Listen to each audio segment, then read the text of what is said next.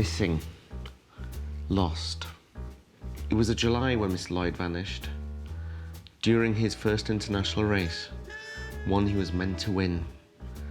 Like the others, he set off from Belgium, but 4 long days had gone by, and no sign. We have 2 main characters, called Mostyn Price and Mr. Lloyd. But Mr. Lloyd isn't an actual person, he's actually a racing pigeon. And he is sent away on his first international race, and he doesn't come home.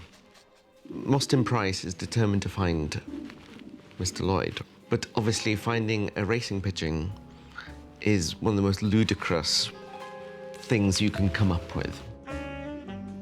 Hello, hi. I don't suppose you've seen Mr. Lloyd? No, of course not, silly me. Blue bar wings, green ring on his foot.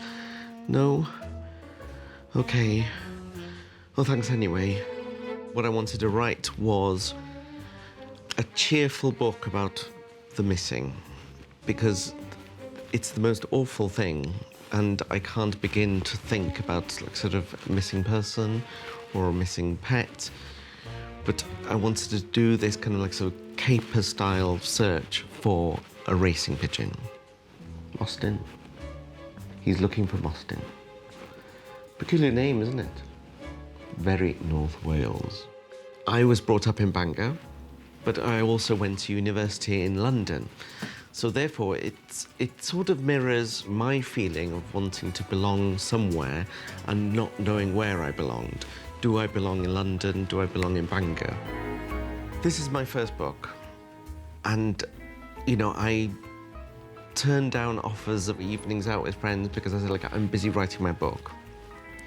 And everyone just said, like, oh, what are you doing, writing about this stupid pigeon? And I just thought, I know what I'm doing. Winning the Tir yn Og award, for me, is fantastic. It just meant it was worth it.